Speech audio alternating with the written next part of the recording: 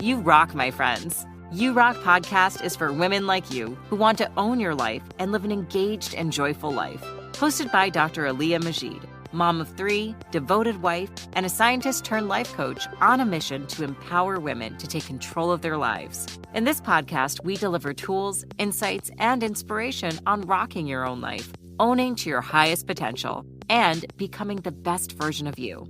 Now, here's your host, Dr. Aliyah Majid. Hello, Assalamualaikum. Welcome back again to You Rock podcast for ambitious women to go after the life they want. And here we talk about how to read more books this year or the coming year, right? So, if you know how to read, then reading books is easy. You simply have to make time to read. But, it's easier said than done, of course. So when I look at my own reading habit, lately, I can be honest that it's not getting that good, okay? That's an honest thing that happened. Life happens, people get busy and, tiba-tiba baru perasan yang dah berapa lama tak buka buku and baca, right?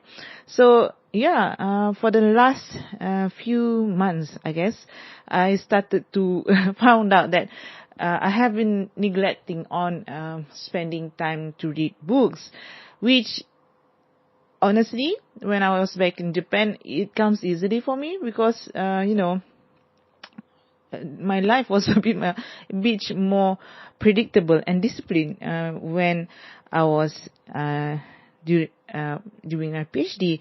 But when now I'm working alone, starting a business, there's so many other things to do, and reading a book becomes the last thing for me to think about. So that comes to the fact that reading a book should not be my last priority every day. And actually, it's the first thing that I'm trying to do every day.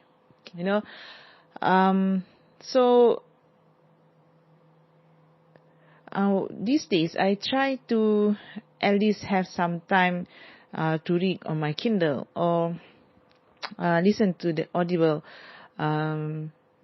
probably during, doing other things, so that I can, really progress on the books that I'm reading. And I'm just being honest here. It's not easy to make time these days when the kids are at home, and I don't want to be not present for them. I like to really, be present for them and try to focus on whatever their needs too, because at the end of the day, I have one kid in primary school and 2 kids in kindergarten and nursery, and the reality is that they still need our help, so they are my most priority. So,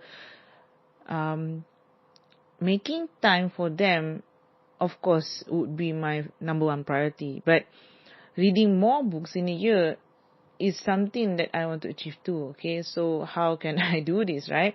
So one of the things that I know I could make progress, it's not like achieving, reading like 30, 40 or 100 books a year, but every year at least I have spent 1 book per month to really read and learn something, so that I can be really confident that, this year I have gone through life, and life has been challenging for me, but you see, I have also read all of these books and I learned a lot too. So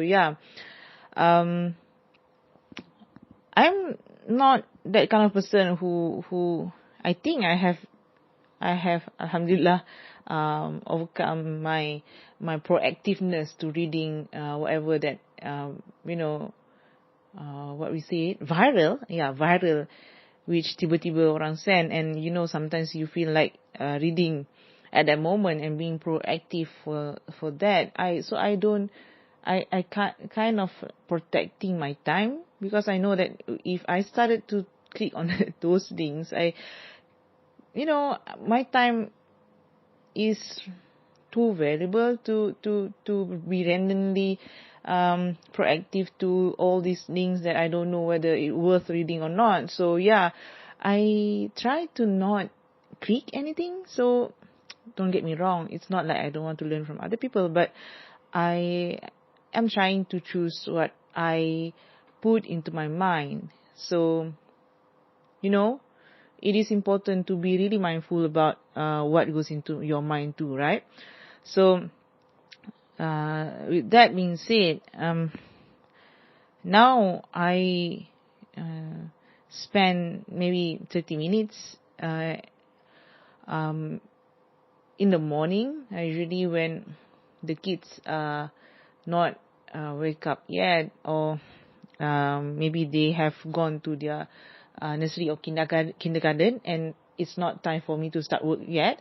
So I quickly just grab my Kindle and time myself 15 to 30 minutes and really just read whatever I'm reading, continue reading. But when that doesn't happen, because I'm just too busy with other things that I want to do and get started with my work, what I always do is listening to audiobooks. So what I have been using is Audible. So that's audible.com, and I really like it, their system, because the fact that if we purchase something from them, from that Audible, the audiobooks, right? For example, if you at the end of the book, you kind of not liking the content, or it doesn't sounds right or whatever, you can really return it. So it's like a library, So I have been using it for quite a long time, and I have downloaded some books that I found that in the middle of it, I think it's just like the way that the author wrote in their book, it just doesn't click with my style. So sometimes I don't finish those kind of book, and I return that back and change with some other, there's so many topics. I mean, there are so many authors that writes on the similar topic, but you have to find the one that really kena lah dengan diri sendiri, really kena, it matches your soul, So sometimes it doesn't happen to me. For example, some productivity strategy that given by men in a corporate world on whatsoever. So it just doesn't click with me sometimes. So I kind of try to learn from them too. But if it just, I just think that it cannot, it's not applicable to my life or whatever, I, learn something from it, or maybe just stop altogether and find another great book to me to consume. So that is me being honest on how I learn. So really being picky about how you consume, about the input that goes into your mind, is really important these days, right? So that's one of the way to do it. And another thing is that keep a list of your book wish list. So I have always have wish list of what's the next book that I want to read. So, for example, if I'm reading some great book, a good book that I kind of enjoy, so I look at what are the references that they reference to in the book, right? So from that, at the back of your book, you have these references, bibliography and whatnot, right? So look at that and go through what are some of the interesting topics, interesting titles that they referred to, that the author that you are reading referred to. So you can maybe use that as a guide for your next read, right? To like strengthen whatever knowledge that you are trying to acquire. So instead of just mindlessly walking into a bookstore and trying to find a great book for yourself, you actually have to be picky and strategize about what kind of book that you want to read, because there's a lot of it and there's a lot of information and knowledge that is available easily around us nowadays. So you have to be concerned on what you want to achieve, what kind of knowledge, what kind of skills, right? So yeah, but at the end of the day, anything is better than nothing, right? So if you kind of don't know what your next good read would be, you can just go to the bookstore and see whatever the bestseller are, right?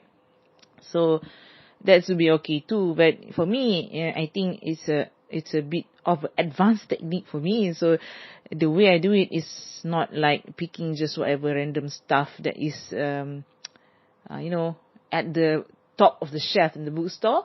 Instead of doing that, I dig deep into what are the best sellers in the topic that I like to explore more, and then look at the references, look at the back of the bibliography of the first book that you have picked up, so that you know what's the most likely you will find a book that matches what you are needing right now, because you are being picky about that. Okay, so that's my tip on choosing and making a reading your habit, because honestly you need to start developing your reading habit, because it's an investment of your time, and nothing is more important than being able to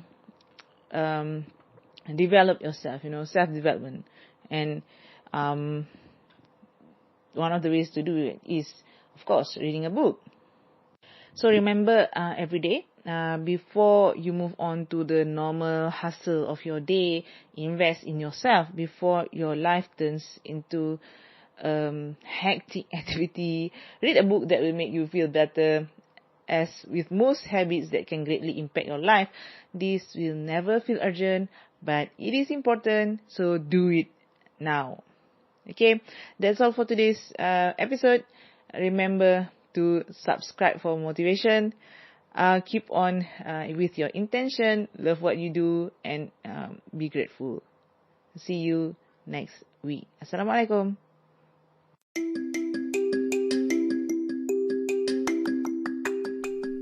Are you struggling to find time for yourself or for things that matters to you? Or if you even ever find some time, you found that you can't simply slow down and stop thinking about work. If you are one of those women, you'll benefit from the Success Accelerator program, my 12 weeks one-on-one success and productivity coaching program that helps you to do less and get more work done, so that you can spend more time doing things you love. Book a free call with me at draliamajid.com/coaching, or you can do a self-assessment using my free life audit workbook at draliamajid.com/life audit, or you can even join my Facebook group from the link below. Again, thanks so much for tuning in. Bye bye. Assalamualaikum.